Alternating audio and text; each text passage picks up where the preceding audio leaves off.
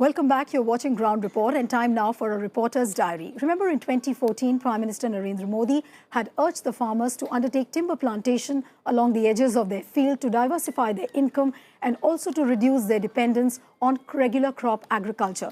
We now take you to Western Uttar Pradesh, which once upon a time was a huge base for the poplar growing farmers. It became a regular and consistent source of income for them. But in today's times, when there is a huge gap in the demand and supply and when the prices have come crashing down, these poplar growing farmers are going through a very unpopular phase. Arvind Kumar Singh with this exclusive report.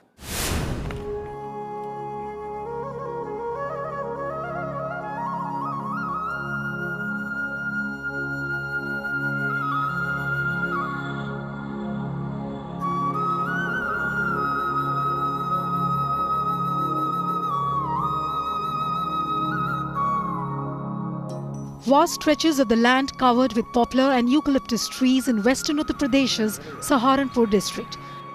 These have been the basis of a prosperous and contented agroforestry. Soft timber of this category of flora is widely used in plywood, sports and paper industries.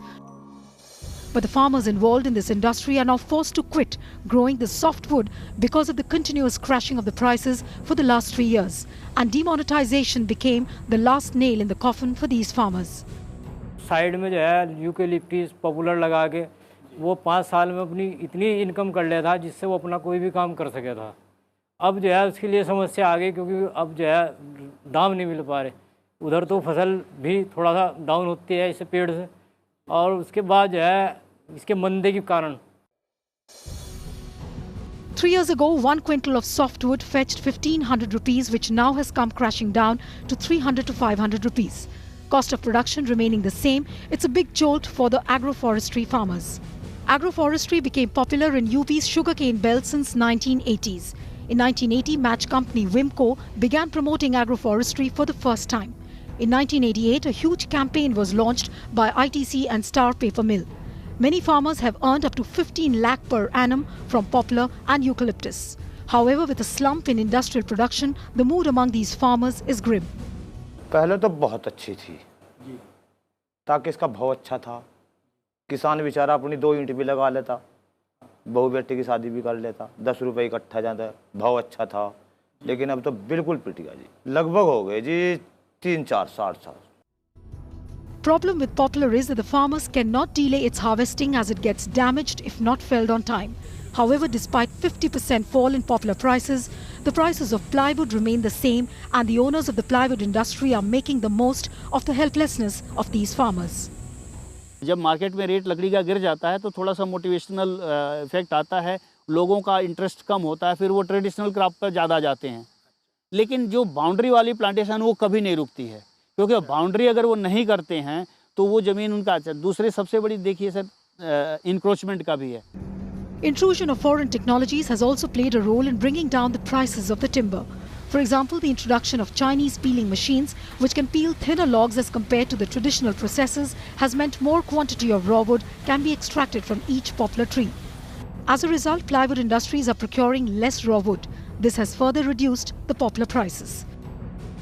ज़्यादातर तो plywood में आते थे ये popular due to some factors, कोई import की factor हो सकती है या कोई और जगह वो ज़्यादा प्लाई बनने लगे हों।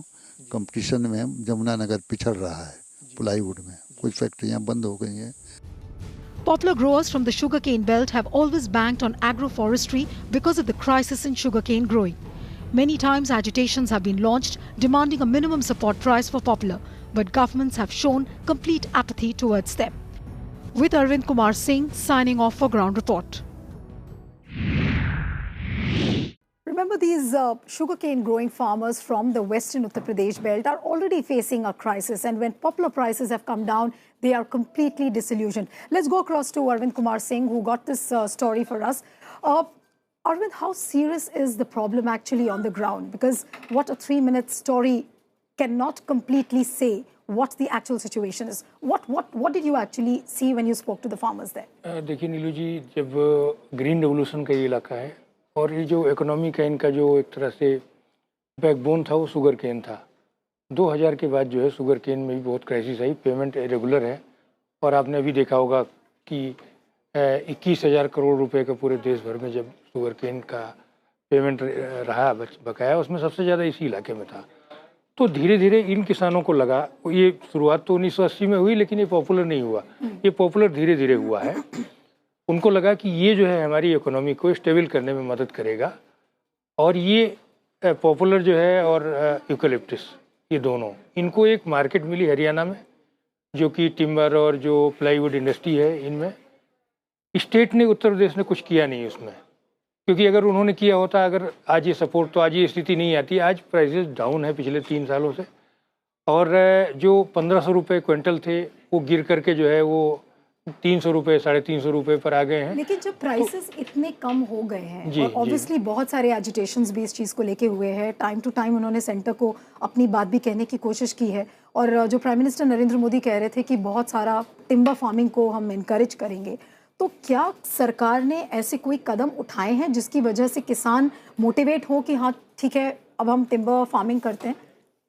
नहीं, देखिए अभी तक जो कदम उठे हैं वो तो प्राइवेट प्लेयर्स ने उठाए हैं। विमको ने, जो माचिस का कारखाना था, वो बंद हो चुका है।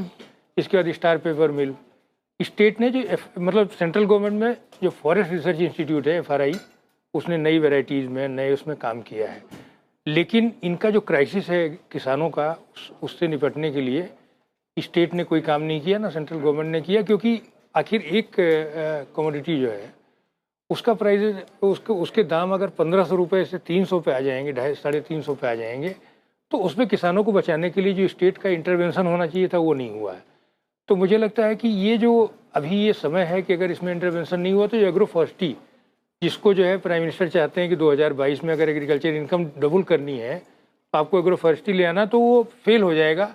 एक सक्सेसफुल मॉडल फेल होने के कगार पर खड़ा है। लेकिन क्या कारण है, जब हम सरकार के तरफ से जो उनका पक्ष है और उनसे जब सुनते हैं तो वो सॉइल हेल्थ कार्ड्स की बात करते हैं, वो किसानों के इंश्योरेंस की बात करते हैं, बातों बातों में ये ज़रूर नज़र आता है कि टिम्बर फार्मिंग को एनकरेज किया जाए, लेकिन कैसे किया जाए ये रोड मैप बहुत ज़्यादा क्लियर नहीं है।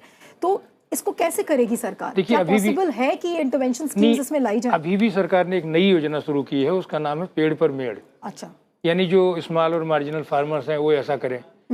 तो लेकिन सवाल यह है कि आप जो बड़े किसान हैं, जो 15 लाख रुपए, 20 लाख रुपए महीने की साल की इनकम करते थे, वो तो सड़क पर आ गए, उनका प्रोडक्ट खरीदा नहीं जा रहा है। ओके। तो बेसिकली क्या है कि चाहे वो एग्रो फॉरेस्ट्री का मामला हो या और ऐसे जल्दी खराब होने वाले जो प्रोडक्ट हैं, उनका एक कम से कम स्टेबिलिटी आनी चाहिए किसानों के बीच में, कि कोई दाम अगर गिरता भी है तो 1500 का 1400 हो जाएगा तो बियर कर लेगा वो, लेकिन 1500 का अगर 300, 350 हो जाएगा तो बियर नहीं करेगा। तो मुझे लगता है ये सेंट्रल गवर्नमेंट को जो प्राइस पॉलिसी है उसमें ध्यान देने की जरूरत है, और स्टेट को तुरंत इंटरवीन करने की जरूरत है, क्योंकि यूपी गवर्नमेंट ने इसको नोटिस में ही नहीं लिया अब तक। जी, तो ये नहीं, अदरवाइज जो है ये डिमोरलाइज हो रहा है, ये उसकी खेती छोड़ देंगे, और आने वाले समय में जब आपको टिम्बर की जरूरत होगी तो वो मिलेगा नहीं, जो है ये है दिक्कत यहाँ। जी, thank you so much Arvind for joining us on the program. Remember, we are already seeing a phase where the farmers are undergoing a period of crisis.